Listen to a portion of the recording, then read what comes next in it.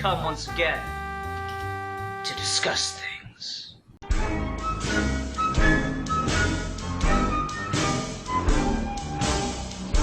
Literally, you want to start? Sorry, hold on. I was just doing something with my keys, so I remember to take it to work tomorrow. I'm sorry, what did you say, though? About Persepolis? I'll watch the movie. Oh, yeah, the movie's pretty good, too. Comics just goes into it more, but... Anyway, yeah, let's go ahead and get started. Hi, everyone, welcome to another episode of Geeky Gentlemen.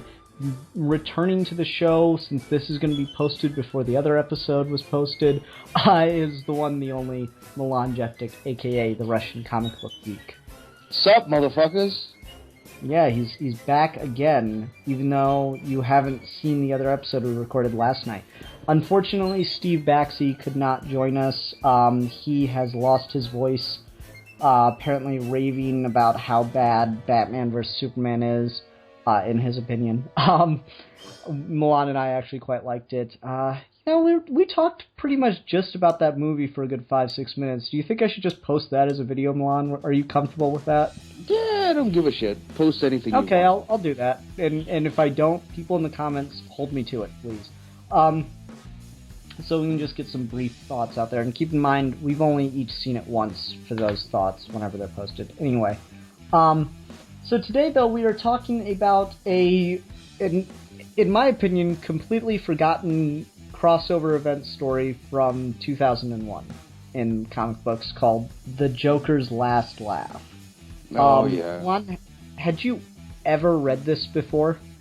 I've heard of it. I skimmed through it, like, in a library once, but never really went through it, like, wholeheartedly. But, yeah, I've read this one, and it suffers from... It doesn't suffer. It's a fun little story, but it's fun, man. It's all over the place, and, like, there are a lot of drop plot threads, right? Yeah. Yeah, and, I mean... but those were the crossover issues. That's where all, like, this is... So this trade's kind of weird, because it's a 6-issue trade, and, it's all you absolutely need, but there's going to be a lot of things, like, this was back when Lex Luthor was president of the United States. That's the thing. That's the thing about Donald Trump that I can't wait to see. Like, I just can't wait when he becomes president. He's just gonna shave his head and just look like 80s Lex Luthor, because he kind of does look like it. Yeah. Anyway, so this takes place when, like, Lex Luthor is president, and there's a moment where he declares war on the Joker, and anyone that's been Jokerized, he basically gives a death sentence for that. You know, you can shoot him on sight kind of mentality. And so Joker goes, oh, well, he thinks he can strike at me, well, I'll show him. And then that's the end of that. We never see the resolution of that in this book. And you know what? I would have a problem with that in any other collection, Milan. But because it's the Joker, it totally works for me. Why?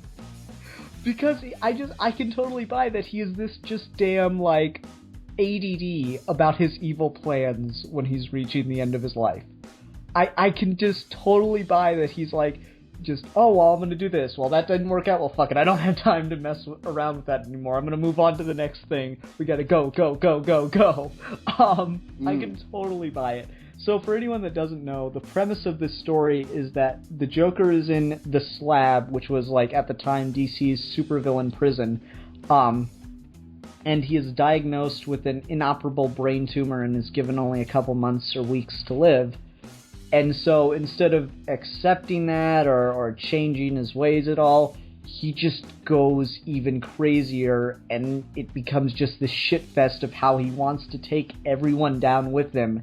And he literally sets the world on fire in this book.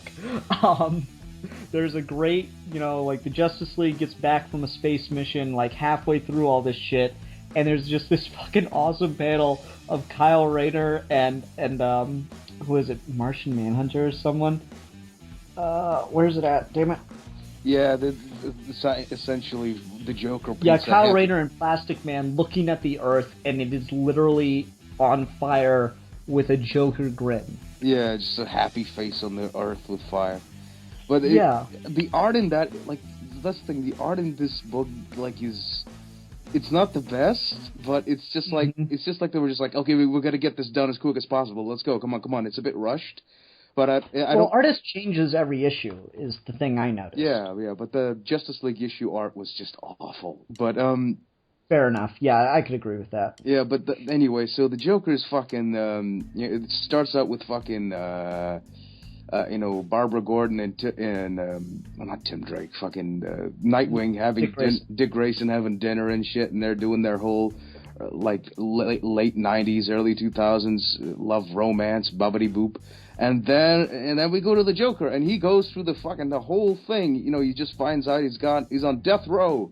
And he's like, let me read that line that the guy has, because he gets diagnosed with a brain tumor, and he gets shock, numbness, denial, a mistake, it has to be, bargaining, if you let me live, I'll change, I swear I will, rage, stupid tumor, how do you like that, as he like hits his own head, guilt, I've been such a rotten person, and acceptance.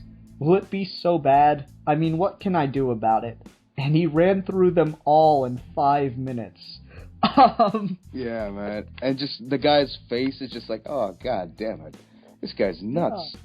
But yeah, stupid tumor. If I ever get a tumor in my brain, that's what I'm going to do. Just hit my head and scream that. Certainly. Yeah. And so, like, this is just early 2000s, late 90s into the early 2000s. Not even early 2000s, late 90s until the end of the 52, the old 52, is my favorite era of comic books. And, I'm biased because that's when I started reading comic books, but that is my favorite era of comic books, and everything about this is what I love. If you haven't guessed already, I am in love with this trade. I know it has problems, but I don't give two fucks because I am so in love with everything that is great about it. Yeah. How about you, Milan? I dig it. Like, I really do dig this, the storytelling, and it's just like fucking Black Canary, Blue Beetle, the Joker starts a fucking riot, there's a monkey throwing people around, and the Joker's just like, walks past all this chaos and anarchy, there's a little pink man running around with a helmet. It's the best thing in the world. And it's just like, the Joker decides to fucking gas everyone. And just turn them all into Jokerized versions of himself. And he just, like, I guess this was just a precursor to Emperor Joker, and you know... Actually, this takes place after Emperor Joker. Oh, okay then. But yeah, this is delightful, because the Joker is just so hysterical in this. He's so funny. Certainly. Like, he goes through costume changes. Like, there's one issue where he's dressed up like a general, and there's another issue where he's, like, just hanging out on Easter Island wearing swim trunks, and it's just all over the place. He's like, in the last issue, he's dressed up like Elvis. The last issue is by far my favorite. And I don't know, man, I really friggin' dig this to death. And the other thing I like about it is it's the huge DC universe that we just don't have anymore. Like, everyone has their complaints about New 52. My biggest is just how goddamn small it feels now.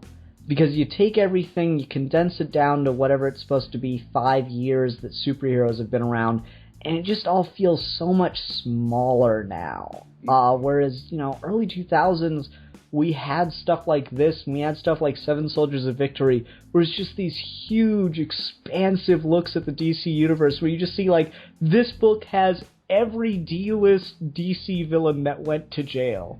Like, when you think about that, every week in every superhero book, there's some fucking villain that shows up, and most of the time, yeah, it's just a reused, like, high-profile villain from that character's rogues gallery. But a lot of the time, they'll introduce a new character who we then never see again. And that's what this is. We get just all these fucking nobodies turned into Joker henchmen, and it's just awesome. It just feels so big to me, and I love that. Yeah. It's so expansive. That's what I miss about the old comics. It's just so big. It's just so much more inventive. And it's right? just, I know, right? And fucking Joker sprays some fucking fire dude with liquid nitrogen and just pushes him over, poke, and he shatters and just walks away. Like, call me when you get yourself together. Yeah, fucking Multi-Man. He just kills Multi-Man 70 times until he comes up with a useful power. Multi-Man has the same powers as Resurrection Man. You kill him, he has a superpower. You kill him again, he has a different superpower when he comes back. So Joker, during this prison riot, just keeps fucking killing this guy till it just exhausts and bores him, and until the dude has a power that's useful in getting them out of prison. Yeah, I love it. I love it. So, okay, so there's the general synopsis of the story aside. What besides just like all the drop plot threads, was there anything else that bothered you about this? The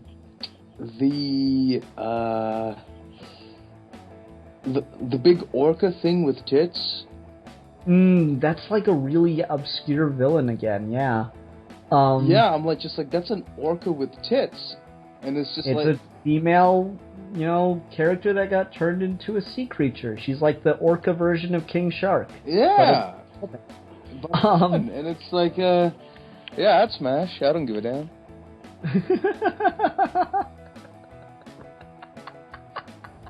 Okay. Unwanted looks into Milan's sexual preferences. What? I like Islander girls, big Samoan chicks. I don't give a damn. Yeah. Well, cushion. You're apparently after that blubber. Oh fuck yeah, man.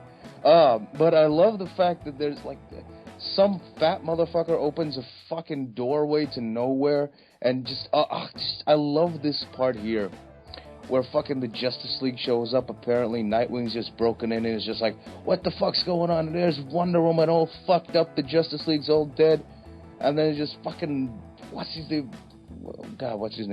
Batmite shows up and he's gigantic, and there's pink smoke everywhere, and they're just fighting. And then fucking Wonder Woman just fucking starts making out with Dick Grayson, and then Batman just knocks her out. It's like, bitch, get the fuck away from my boy toy. And it's not really Wonder Woman or Batmite. It's some kind of like mystical villain and Lady stuff. Spellbinder, and he's like, yeah, that's it. With a Joker edge, and he has a fucking rope around his fist. He punches Wonder Woman in the face with a rope around his fist. He doesn't give a shit. Right? Yeah, Batman just punches women. Oh, it's Lady Spellbinder. Okay. I've been rewatching through the Batman since it got posted on Netflix, and there's this one episode with like Poison Ivy, but like Batman goes to where she's hiding out, and it's like a flower shop, and an old lady comes around the counter to greet him, and she's like, "Oh, hello, are you here for some?" And he just, no context whatsoever, just punches her right in the fucking face. Just this sweet little old woman just punches her right in her goddamn face, and she just goes flying back against the counter, and it turns out she was like a plant monster or whatever. But Batgirl goes, how'd you know how'd you know she wasn't real? And Batman just gives her a look, and like, you realize he totally didn't really know that she wasn't gonna be real. Maybe Batman just accidentally punched an old woman in the face, and it just worked out for him. No, Batman has extremely good luck with that stuff. Yeah, he just punches old women and hot girls in the face all the time, but he's always justified because he's Batman. Yeah, I will say a negative for me, besides just like general art stuff here and there, and the like drop plot threads. My biggest negative is that there's no catch-ups. It would have been really useful, if you're collecting a trade that's only the 6 issues and you do have this much cutting away from the plot threads and such, it would be nice to have catch-ups so we know what happens. Just like a little paragraph every issue of this happened, and now back to the main story. But at the same time, if I were reading this month to month as an event, I think this would actually be a good event. Because, like, you know, the biggest problem with event stories is, well, they have all these tie-ins, but the tie-ins mean absolutely nothing to the wider story. They have nothing to do with it. Well, this is obviously an exception. I feel like the tie-ins would do nothing but add to my enjoyment of this story. Yeah. I love the fact when the fat guy opens up a black hole and, like, in one panel you see there's a fucking weird shadow insect in there. I'm like, in the event horizon you see the bugs. The crazy people are right. Batman and and Nightwing save Black Canary and Lady Spellbinder, and they're all running away, and Blue Beetle's there, and he hasn't been shot. Oh my god, I miss Ted Cord so much. Yeah, I miss fucking Black Canary's costume. It's very practical. Mm-hmm. You know, but it's just like, yeah, man, fucking, one of the ladies got, like, what the hell is happening? There's this weird, like, fucking, there's this big panel there where King Shark and the octopus monsters and the orca with the big ass titties get sucked up in the black hole and shit. And it's all like, oh my god, it's the end of the fucking blah blah blah. It's great, man. It's just like, god damn it, man. Crazy shit is happening. And I just love this Joker on Christmas Island, and he's just like, I don't give a fuck. I love the cover. It's just, why isn't this man laughing?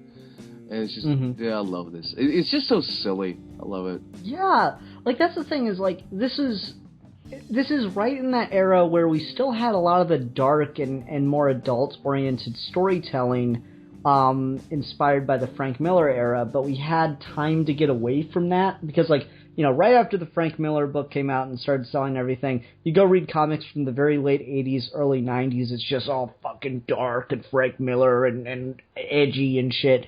And then you get late 90s, 2000s, and you still have a lot of that hard-edged storytelling, but out of nowhere, the fucking goofy silliness of the Silver Age worked its way in somehow. So you'd have, like, these crazy DC Universe things where just absolute batshit insane things were happening, and yet it was still like an episode of Game of Thrones, where your favorite character would be dead. Like, just out of nowhere, you just would lose someone you love. It was such a great time. I fucking miss this shit so much. Yes, and every fucking Joker villainess is just after fucking Harley Quinn. They're all trying to kill her. I love Harley Quinn's dialogue with back and forth with the Oracle. It's just like, like, I really want to have a Harley Quinn voice actress read those lines, because that's so perfect for it. The writer really got her voice for that, because she's all like, it's like, I'm not letting him put a bun in my oven unless I get a ring on my finger. It's got the little, like, the words are spelled wrong in the accent and stuff. I love it. Okay, besides just talking about favorite stuff, let's get to what I think is really the heart of what makes this, instead of just being a fun story, a really good story. And that is the Nightwing stuff. Oh, yeah. I miss that, like the whole him and Oracle going will they, won't they thing. It's adorable.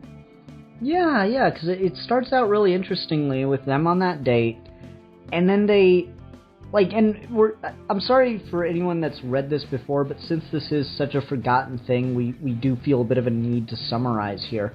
So we start out on the story with Oracle going on a date with Nightwing, and, like, this is something that I'd never seen done with Oracle before, but I found it infinitely fascinating, where she was constantly watching the Joker in his cell.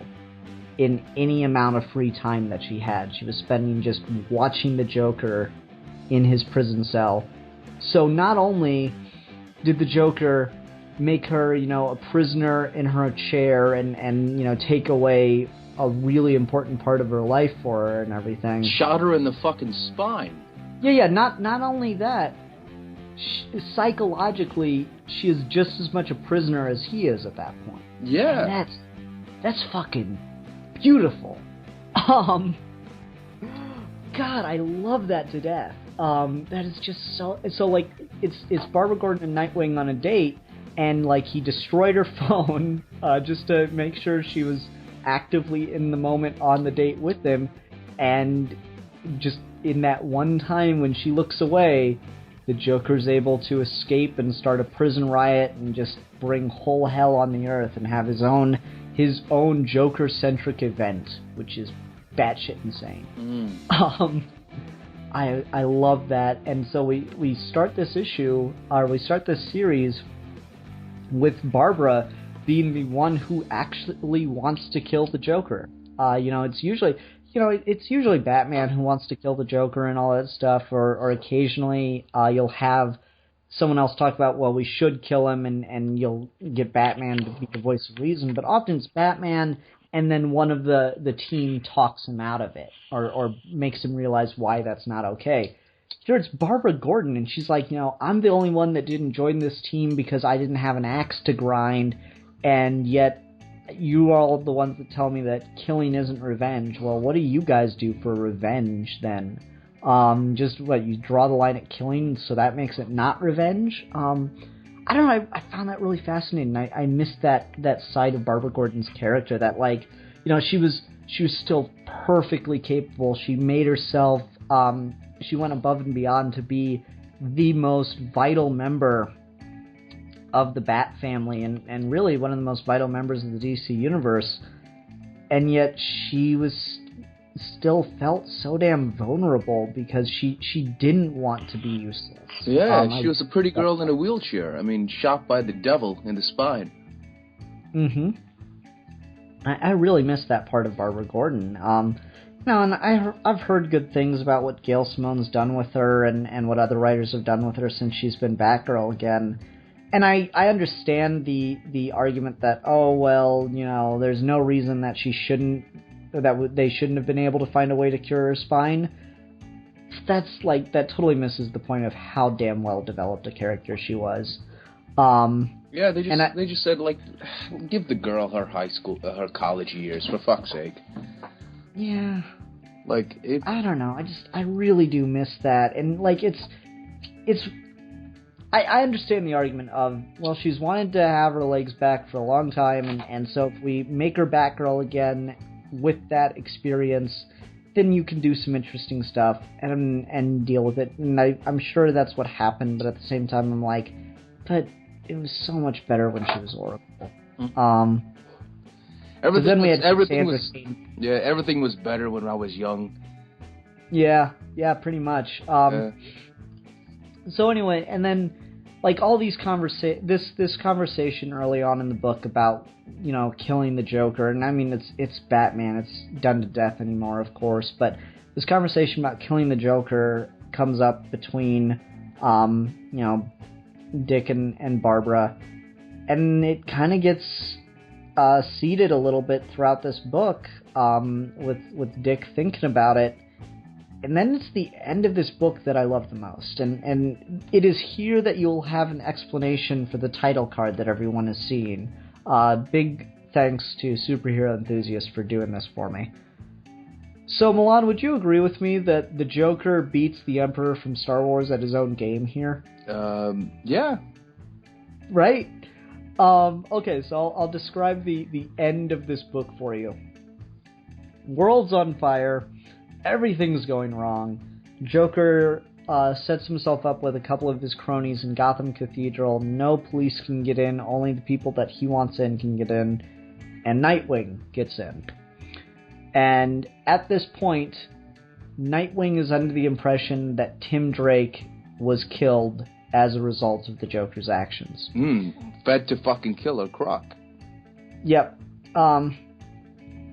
So Nightwing has completely lost it. It is like Nightwing is at the point where Batman was in Death in the Family, where he was really ready to kill the Joker right away. Where he was so mad he punched Superman without even thinking about it. And broke his finger. One of the only things I like from Death in the Family. Anyway, so it's like he's so mad about the Joker doing all this, and like he's really ready to go, and he's just wailing the fuck out of Joker, beating the shit out of him, and Joker's just taking it and sitting there and is like, come on, do you want it bad enough? Are you what's the line? I fucking love that line.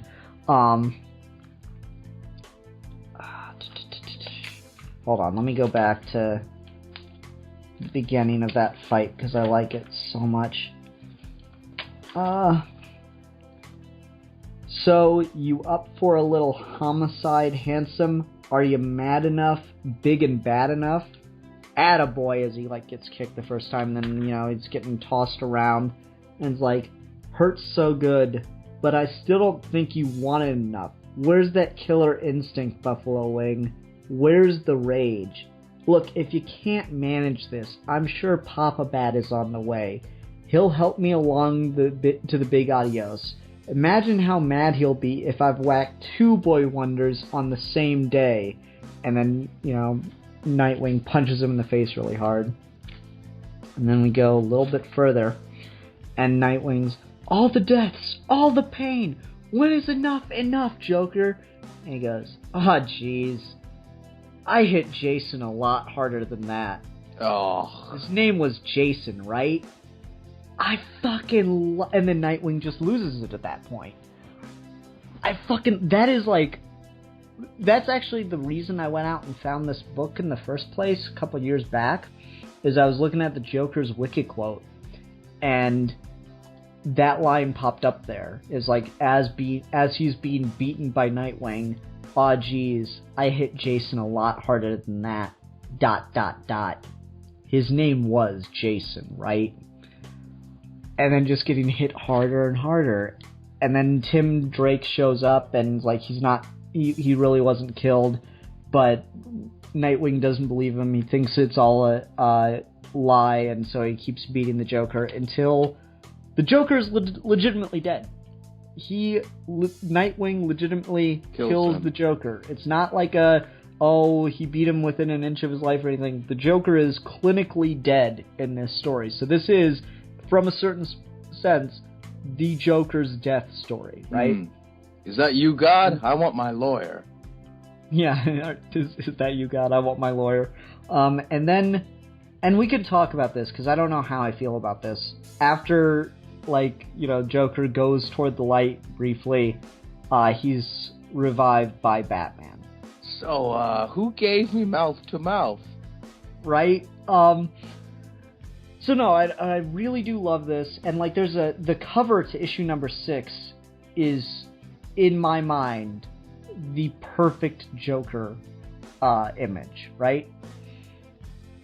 I absolutely adore this. Just Batman holding a beaten to a pulp, smiling Joker, by the collar, holding him by the collar, and Joker saying, "I win."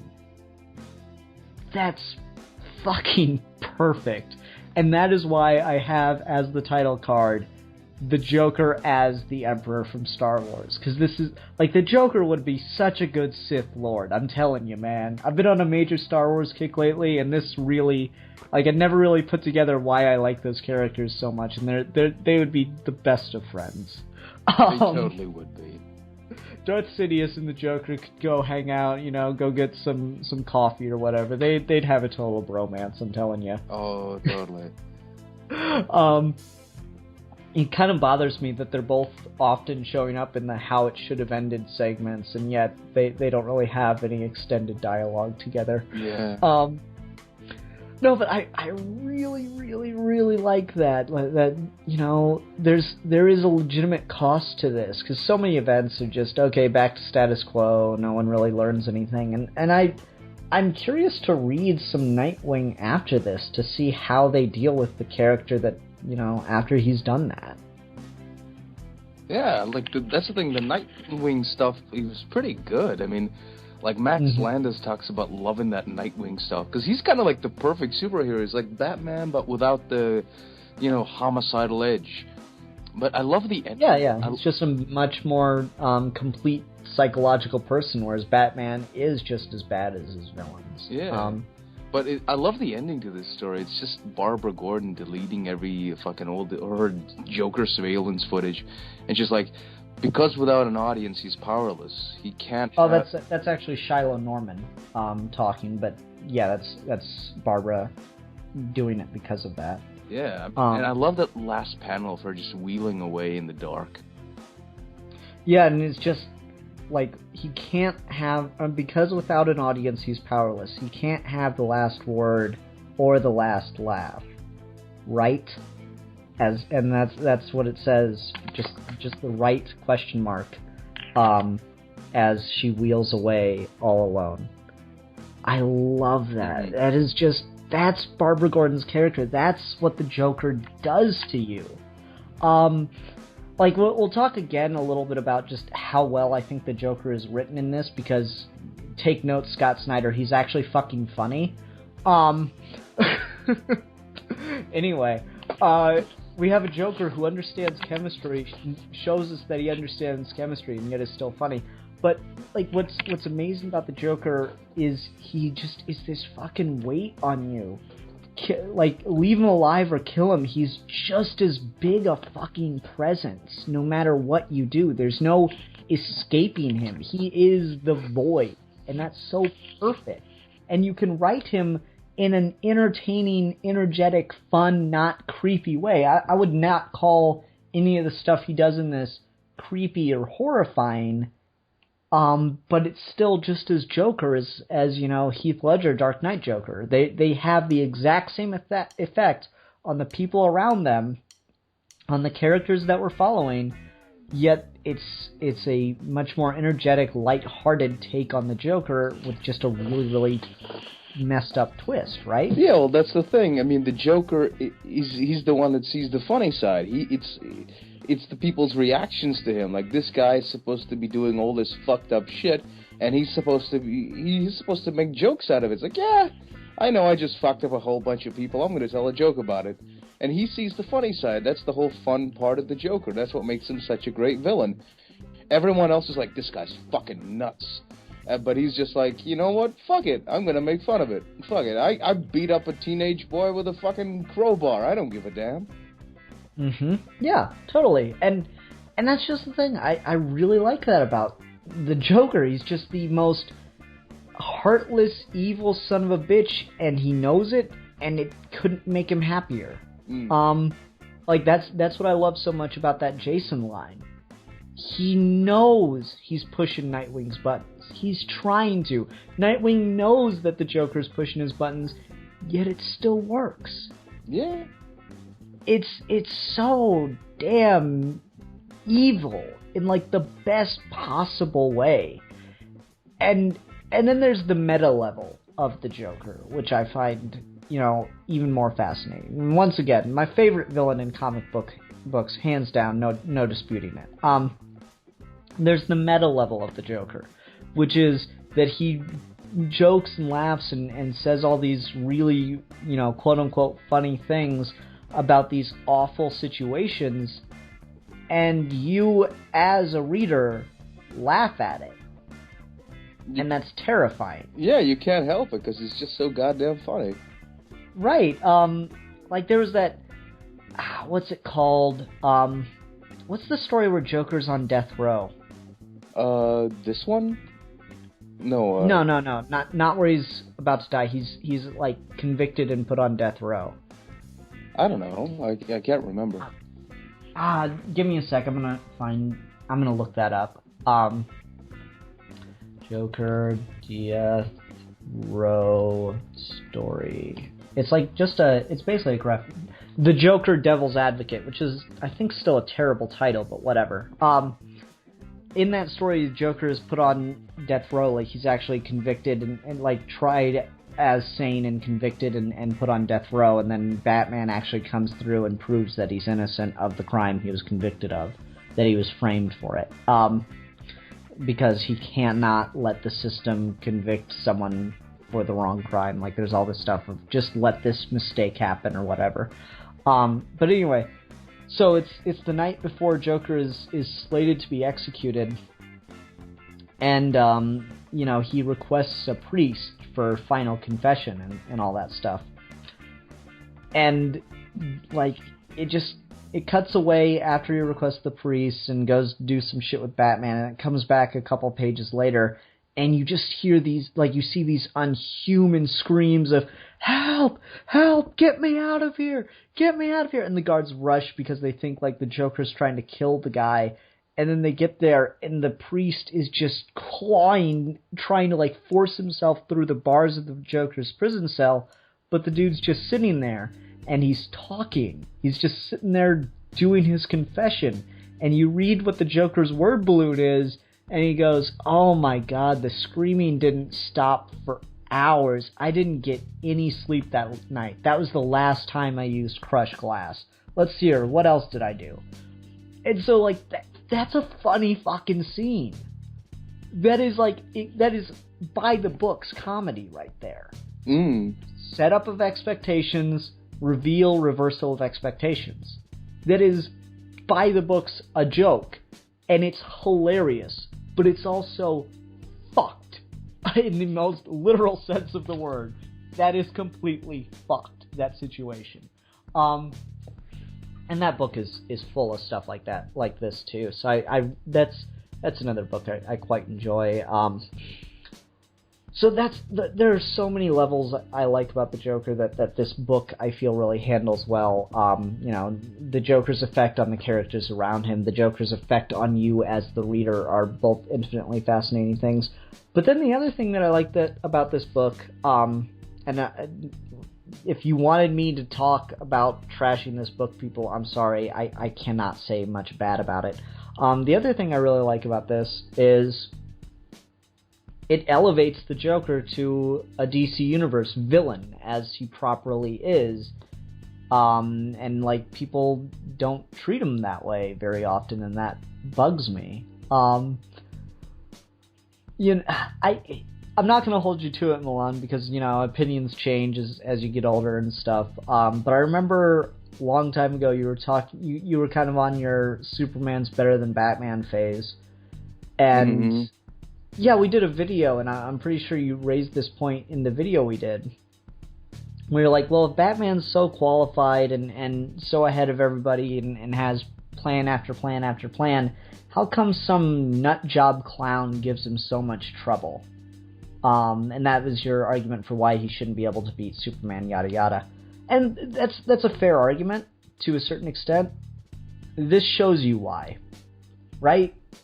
Joker is just as much a threat to the world as any other, Omega level super powerful villain is.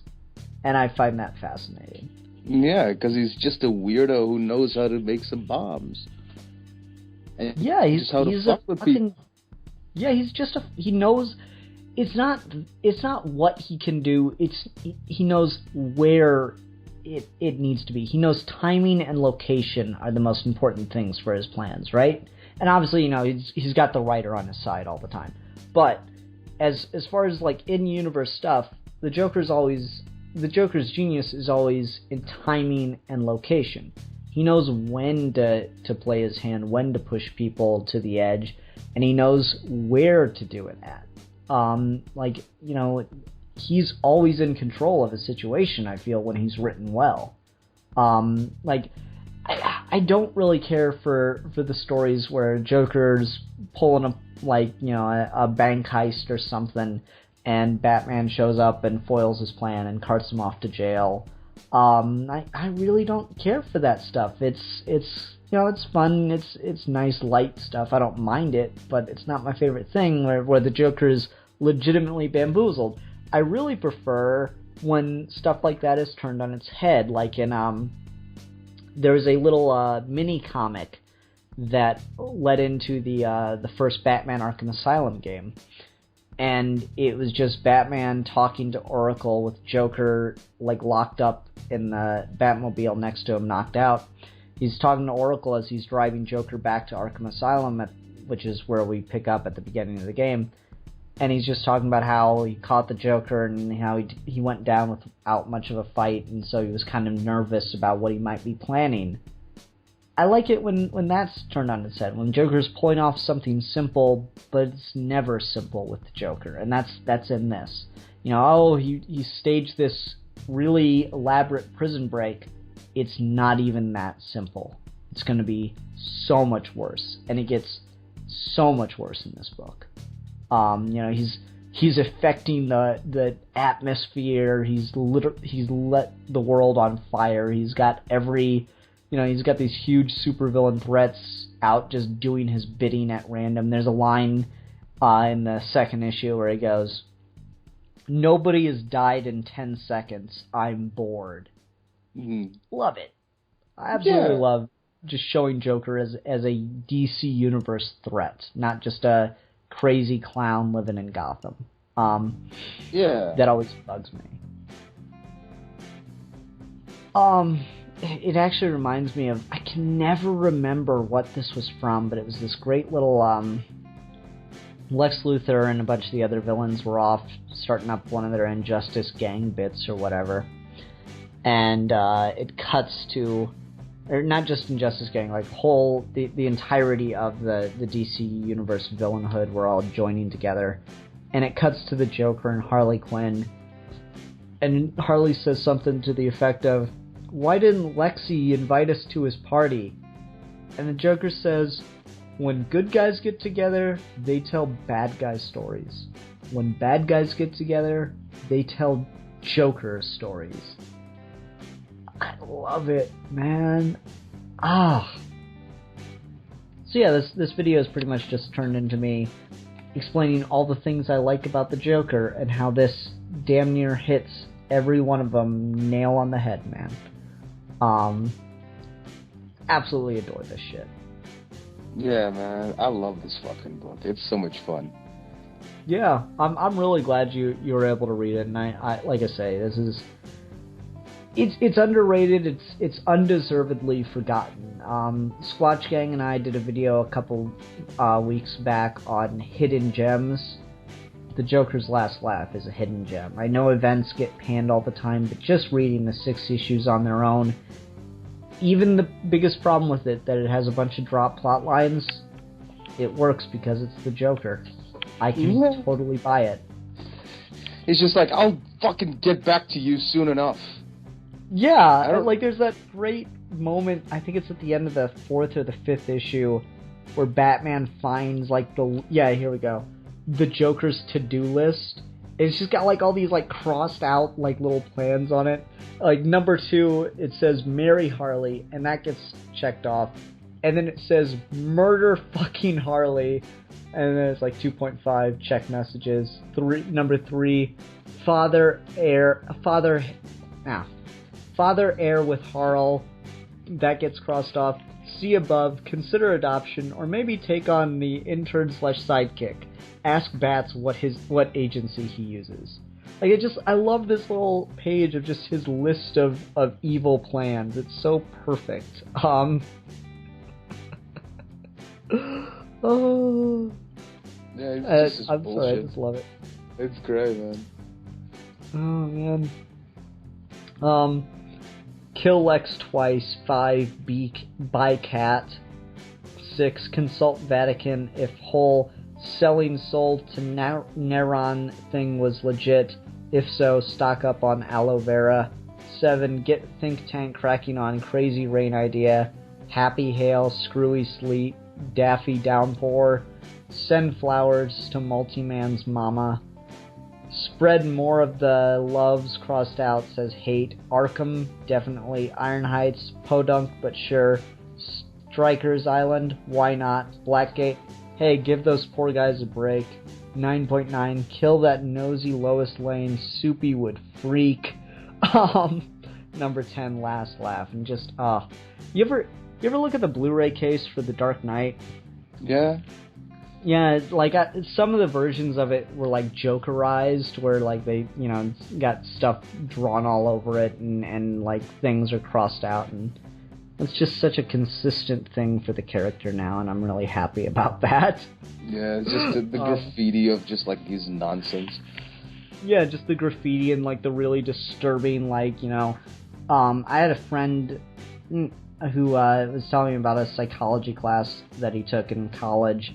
And, like, the teacher had him do a, like, little litmus test, I think they call it, where he told everyone to just pull out a piece of paper and a pencil and do a doodle real quick. And then, like, it was, Random shapes mean just an average mind. Geometric shapes mean a complex mind. And repetitive shapes where you're just like kind of retracing over and over and over again the same thing means a disturbed mind. And I don't know, it's probably just pop psychology bullshit, but I just like to think that's true because it's cool. And then my thing was always that whenever I would doodle geometric shapes, but retrace them over and over and over again. So, take that how you will. I'm probably an evil genius. That's how I'd like to think of it. We should totally rob banks. You and I. Yeah, I'm down. Yeah, man. I mean, fucking, we get a girl on this. We get some muscle together. Like, there's this kid who put a fucking gun on a drone. And he fucking flies around. Just get a white van full of nerds, and just have them just call ourselves the Human Beehive. Walk in there, surrounded by flying guns. Just take the money and fuck off. See, I don't want to rob banks. We should do something more original. We should rob like convenient. No, not convenience. Why convenience stores? What the fuck? Yeah, let's rob like classy restaurants. Yeah, I can dig that. Like classy restaurants, something just like. Then we get food too. Why? We can buy food. But then we'd get food that is stolen. That is true. That is true. And it would taste sweeter. Yeah, but I want to rob high-class banks in rich areas because I don't want to rob poor people. What's the point? Yeah, I always like that line in Dark Knight Rises when he breaks into the stock exchange and they go, "Hey, dumbass, there's no money here. You're not going to be able to steal anything." Really? Then why are you here? It's like Burn from Bane. Yeah. Yeah, totally. Anyway, getting back to Joker's last laugh. I will say, of all the drop plot lines, the one that I wish had been included was the Robin thing, because it does feel like Tim Drake's just alive out of nowhere. Yeah. I would like to see how he survived the whole thing with Killer Croc, or maybe they don't explain that in the wider event. I don't know. Maybe it's a blessing that the wider event isn't included in this, because I can just fill those parts in with my brain and be happy with them. Yeah, sure. I don't know. What's some other stuff that you liked? I've been talking quite a bit. No, man, you just kind of listed off all the shit that I enjoyed about this book. Yeah, I know. I'm sorry. I read it basically twice for this, just because we didn't record last night. Some of the art, though, is Stephanie Brown and fucking Batgirl looks like a dude in some cases. If the art was just a little bit better, I think this wouldn't have been, forgotten. I think the art really put a lot of people off. I could agree with that. It was that mid-2000s thing where, it's not as crisp and clean as it is now.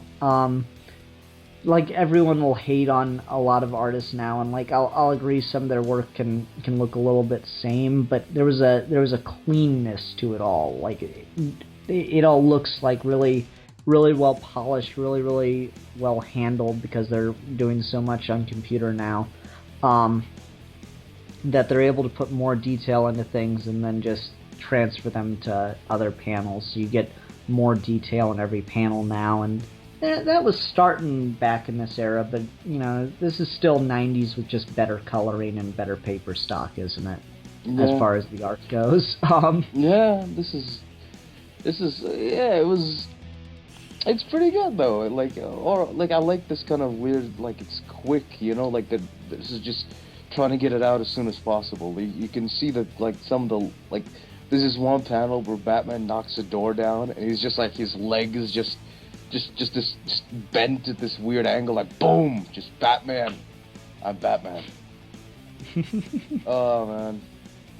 I want to see if I can find that panel real quick. Yeah, I'm just curious. I'm just looking at the to-do list. So when Batman punches Wonder Woman in the face and then the next scene he's standing over Joker as Spellbinder, yeah, does that look like 30s Batman to you?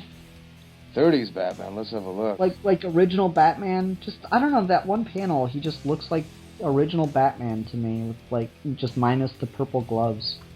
Yeah, sure. Just a little random thought I had, and I figured I'd bring it up.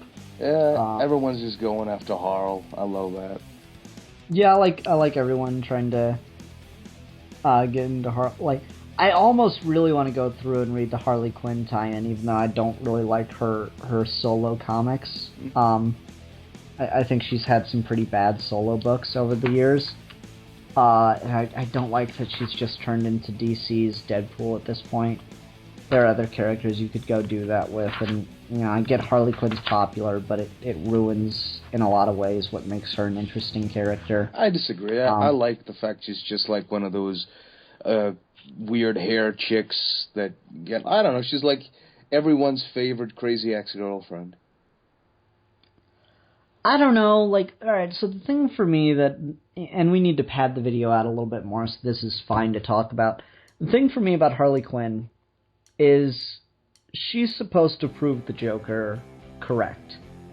That is the thing that fascinates me about that character, is, you got this element of Joker's character ever since Killing Joke of all it takes is one bad day and the most sane, good person alive will turn into a monster just like me. And that's what happened to Harley Quinn. She was a perfectly nice individual that just wanted to help people, and maybe she had her own self-interest there too, but she was trying to help, and then she's twisted and turned into this just absolute monster that's completely dependent on him and has no ability to think for herself anymore. I really like that about Harley Quinn. So just making her into the silly, cute, fun character that is just around to crack jokes about the industry. I can see why you'd do that, but I feel like it really I find it really disappointing to the character. Ugh, and when the army catches Harley Quinn, we searched her twice, third time's the charm, and they just fucking strip her naked. I'm like, yeah, it's funny, you see naked Harley Quinn in the background. Yeah, she's like, oh god, that's so pervy. It was the 2000s. You could get away with it. Sexism wasn't not cool yet. Not cool, yeah, but still, Harley Quinn versus Man-Bat. That's a fun thing. I like that. I just like the face. It's just like, oh no, I'm gonna be naked, aren't I? How many cavity searches do we have to give this broad? I still think the weirdest Harley Quinn I've ever seen was from, what was it? Arkham Asylum Madness? Do you remember that one? Where she had, the fucking weird dreadlock look? I don't remember no dreadlock look. It's strange. I really like Sam Keith as an artist and everything, but that was a really weird character design choice. Yeah, I just wanted to look at Harley Quinn covering up her modesty. I like how much of a innocent girl she is in this. She's like, oh, I'm not letting him put a butt in my oven without a ring on my finger, and he wants to make an honest woman out of you, Harley? Oh, it's gone a step further than that. Oh, and also, a really funny joke about Stephanie Brown's superhero name. What are you? What is your power? I'm the spoiler. And you ruin the end of movies for people? Yes, that is the only thing she does that is anywhere near useful, is ruin the end of movies for people. You really fucking hate Stephanie Brown, don't you? The only thing useful Stephanie Brown never did was die. I will stand by that. The only useful or interesting thing Stephanie Brown ever did was die. Wow. You could put that on my wiki quote, man. You can put that on my tombstone. Yeah, put that on my fucking tombstone. In like 30 years when no one remembers who Stephanie Brown is, and I'm fucking in the wow, I didn't really give myself a very long lifespan there. Let me rephrase that. In 90 years when no one remembers who fucking Stephanie Brown is because she's such a non-character in the comic books, and I'm long dead and buried in the ground, some fucking teenager will be walking through the graveyard, and they'll see the only useful thing Stephanie Brown ever did was die, Ian Harrington. They're gonna have no idea what I'm talking about, but you know what? Fuck that character. I have absolutely no fucks to give about Stephanie Brown. That is, that's harsh, man. Well, everyone that likes her, like, the only argument I've ever heard for why she was interesting was from Steve, and his argument was, well, it's because I like Tim Drake so much. And I'm like, well, I don't really care about Tim Drake. Nothing wrong with Tim Drake. If you like Tim Drake, you're fine. I have no strong feelings about Tim Drake one way or the other.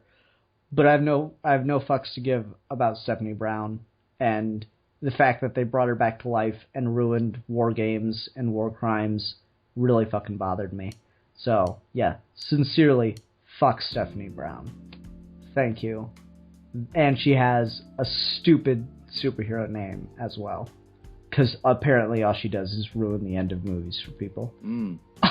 Yeah, she's an internet troll. Yeah, that's... Like, it's funny, Alex, for all his podcasts, he'll put, like, a spoiler warning, and he'll use a picture of Stephanie Brown in a spoiler outfit. Yeah. Yeah. I don't know. It's one of those weird things that I don't like Stephanie Brown. Let's talk a little bit more about the art, because that's kind of evolved from us talking about the art. Yeah, the art in this, it changes issue to issue, so it kind of just... I guess I'm just entertained by the variety. But Brian Boland does some fucking beautiful covers. Oh yeah, the covers are great. I love that weird era where the covers were amazing and you open up the book and the art was just shit. It's weird because, like, I have the trade here, and on the trade, the cover has Joker tossing one of the old DC logos. I think this is like 3 logos ago now. The one where it was DC, and then it was like the star wrapping around it, kind of like the Saturn look. Mm-hmm. And then you go to the back and you look at the original cover, which was Joker throwing up the DC logo, but it was when it was like round and green. Yeah. And so that just worked a lot better, because the original image was Joker throwing up the world, tossing the world around like a ball. Mm.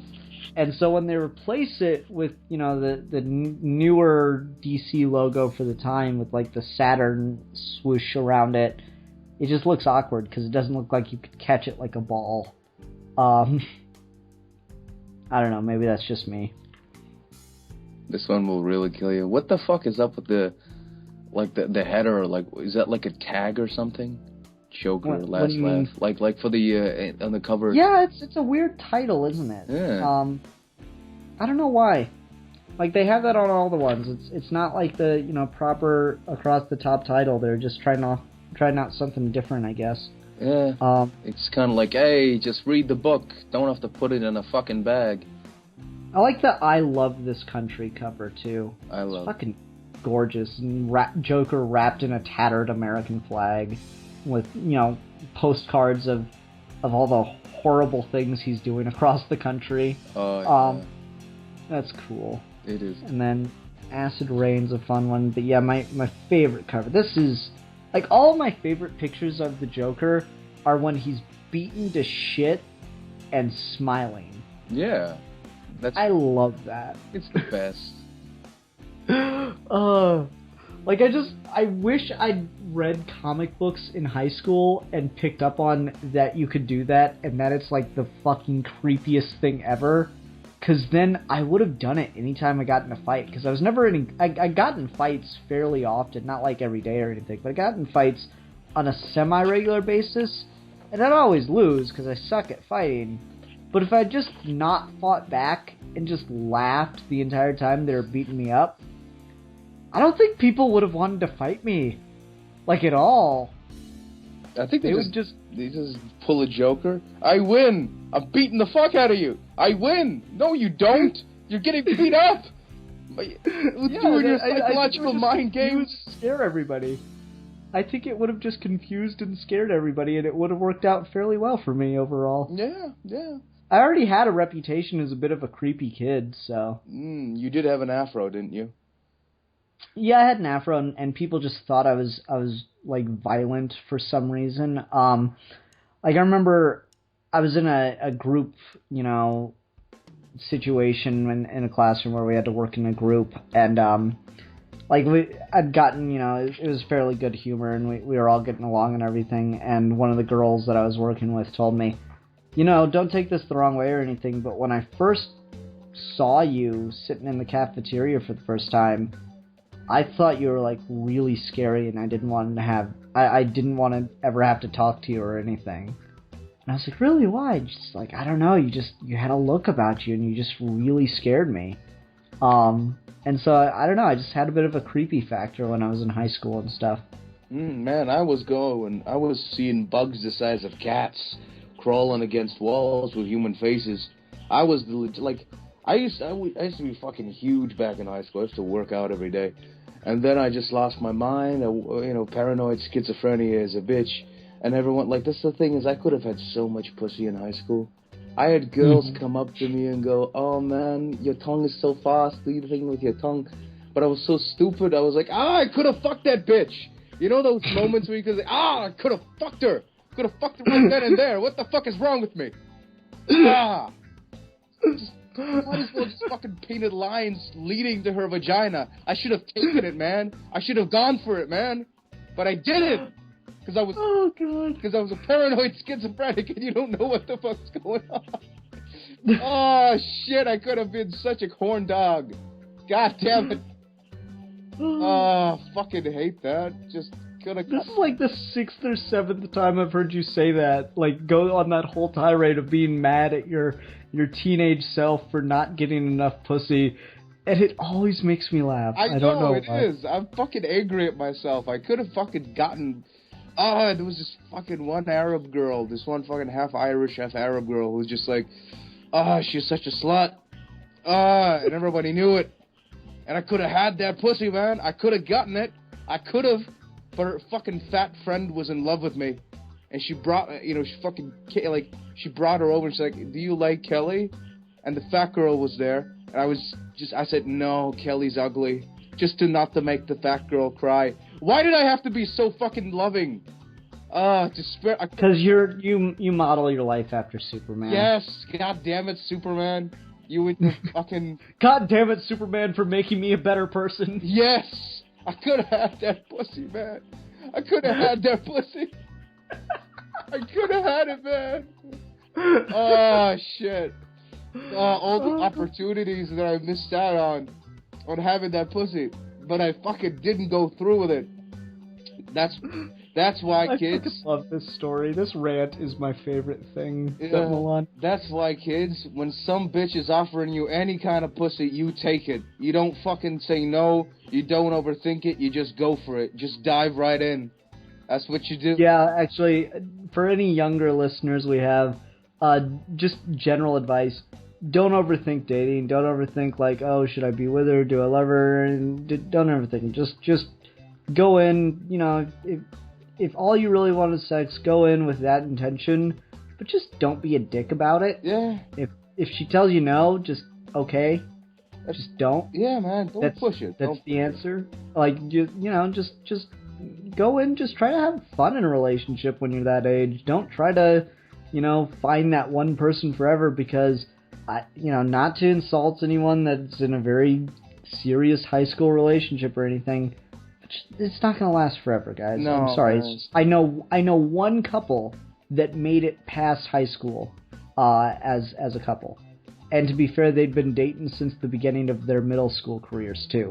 So you're going to have a very, very small percentage of you are going to make it. Don't worry about making it forever with someone you meet in high school. It's not a big deal. Just go out, try to have fun, be safe. Yeah. There's my general advice for high school dating. Yeah. Don't overthink. Yeah. Try not to fuck anyone against their will. That's gonna land you in some hot water, man. Yeah. That's why, ladies and gentlemen, it's always important to eat pussy first. That's very important. Your clitoris is your best friend. If you learn how to use that thing correctly, no problem. The girl will come back to you. If you don't know how to eat pussy, like, I don't like eating pussy. It's icky. Yeah, I don't give a shit. I'll eat a girl's pussy when she's bleeding. I don't give a fuck. Okay, now this has gone a little. Let's pump the brakes a little, Milan. No, man, I'm serious. Like, you gotta be a Milan, soldier. Milan, You gotta be Milan. a soldier, man. Milan, let's just pump the brakes a little. It's going a little too far. Oh, fine, man. Okay. I think we're done on Joker's Last Laugh. Let's go ahead and do a rating. I'm gonna give it a 4.95. Joker and Elvis costumes out of 5, and really I'm taking so little off just because I can't ignore the fact that it has dropped plot threads. Otherwise, and kind of shitty art from time to time. The art didn't bother me as much as it did you.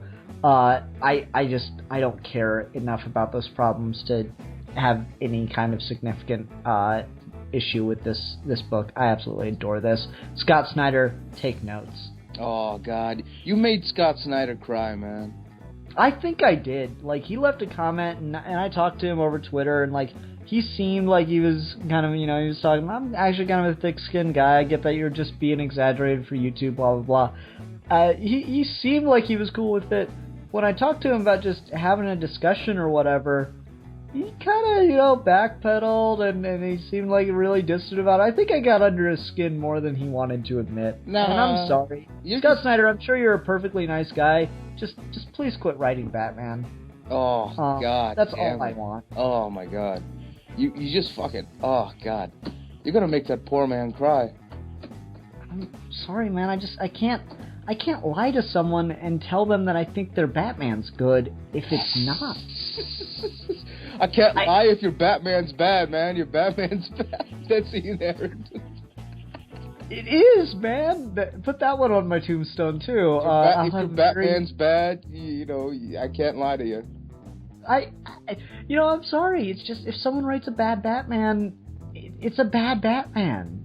I can't, it can't be any more basic than that. If you can't write, seriously, dude, I know you liked Endgame, and, whatever, you can like what you like, but it didn't bother you at all when they're there in that cave at the end, and they're, things collapsing in on them, and the Joker's trying to get away to cling to survival, and Batman's ready to accept death sitting right next to him? That didn't bug you at all? No, not really. It's just I don't know. That, I was kind of in and out on the book. There were things that irked me, and things that I was like, okay, this just isn't working. One, it's not funny. That's my biggest problem with that book, is it is not funny at all. There's not one joke in it, in the entire fucking thing, and not, the Joker doesn't think he's funny in that. Nothing about that book is funny. But anyway, I like the fact that Alfred is, has a mix, a chocolate daughter. Apparently Alfred likes himself some chocolate. Good for him. Yeah, anyway, I was kind of just in and out. I thought it was just kind of an okay whatever book. I was like, okay, Scott Snyder just doesn't understand the Joker. It's fine. It's whatever. This is just more of his poor Batman writing. Oh. And then that ending scene with them in the cave as it collapsed on him, that's what pissed me off and made me do that rant video. That thing just got right under my skin, and I just thought it was awful. And I could not believe people were calling this some of the best Joker stories ever. Scott Snyder told me about it. It's it made the top 100 Joker stories of all time, and I question the validity of that list at this point. I question the validity of that list, good sir. I do. If it has that on it, that's not the Joker. Oh. This really is, this is the Joker. This is how you do the Joker as a big, gigantic threat over a multiple story arc. This story is what it means to write the Joker well, where you can get away with, admittedly, at times sloppy or rushed storytelling, and you can get away with art that's kind of shoddy, because the Joker's just written so damn well, and it's so much fun to read him. and read how people are reacting to him. Yeah, I guess, I don't know, I like Scott Snyder, I like your shit. It's good. It's fun. There's a scene where it's during his Jim Gordon Batman run, where the Joker and Batman, well, Bruce and, and Jack. Oh, where they're on the park bench? Yeah, I love that scene. Yeah, that was weird. I like that. Just like, I'm gonna fight you to the death. What? Oh, for a place on this seat. And the Joker brings out a gun. Is like, yeah, I didn't think shooting myself in the park. It's such a peaceful little place, but he's just about to kill himself. Like, don't go back, man. Just stay who you are.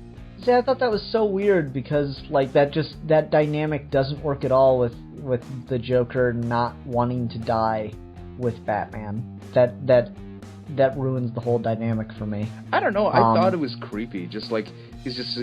I mean, it was creepy, but it just like those two scenes do not go together at all. You cannot have a Joker that doesn't like that. That was my big problem with it. Having the Joker not wanting to die next to Batman is a significant issue. Because, in my mind at least, it writes the Joker where he does not buy what he is selling. He does not believe the things that he says, if you have that be the case with the Joker. Mm-hmm. And that's a valid interpretation of the Joker. I can point to Paul Dini. That's how he writes the Joker, at least in Batman the Animated Series. It's perfectly valid. I can get that. But then you do a whole story about what the meaning of the Joker is in Endgame, and you do this whole thing, like, with that park bench scene, and I'm just like, no, that's you can't have a Joker who would otherwise be leading a normal life or would otherwise just kill himself without Batman existing and not have that guy be ready to die and wanting to die next to Batman. I think it's just like because the Joker kind of got bored of Batman and he just got so pissed off, he got so snubbed by him. He's like, fuck you, I don't want to die with you anymore. That's a really strange idea. Then why do you even bother with taking the time with him? That's stupid. That's a bad argument, Milan. I'm sorry. Anyway, so fucking. You got to do a rating on Last Lap. All right. I give this 4 out of 5. Fucking I don't know. Weird whale ladies. With weird orca. Boobed ladies. Yeah, I give that 4 out of 5. Big orca tits. And just taking points off for the art and the drop cloth. Yeah. Guessing. Yeah. That's fair. Like I said, I love so much about it that I'm totally willing to overlook those things. Okay, so Milan, you want to join us again next week? Sure. I don't know if you're working or not, but if you can, that'd be great. What's our topic going to be then? I don't know, man. Multiversity. You need a discussion topic. Oh. God damn it. I don't even know, man. Fuck. What can we discuss? Come on, you've been gone forever. You had to have something buzzing around that head of yours. Nah, mostly just voices. And bugs and flies and demons and shit. I don't know. I don't know. Like, I have no idea what to talk about. Comedy? No, I already talked about comedy. Fuck. Like, wait. We could do a comedy part 2 if we want to be more specific, because that video is mostly about stand-up. I don't know. Planning the perfect murder. Can I adjust it from that to, like, because you gave me kind of like an idea to bounce off of that. Can we do, this actually, oddly enough, we're such in a weird sync even though we've barely talked in the last 2 months. Could we do elaborate fictional crimes? Yeah, fuck yeah, I love elaborate fictional crimes. Elaborate fictional crimes become real ones when somebody's crazy enough to pull them off in the real world.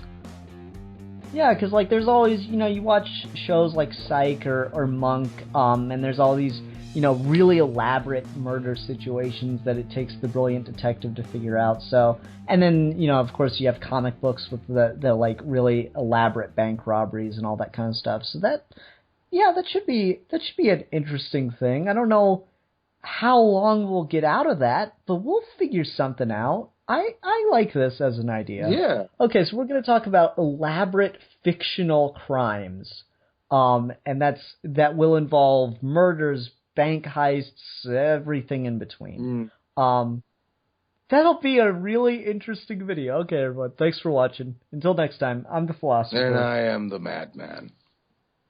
And we are your geeky gentlemen. And we will be discussing things. Yeah.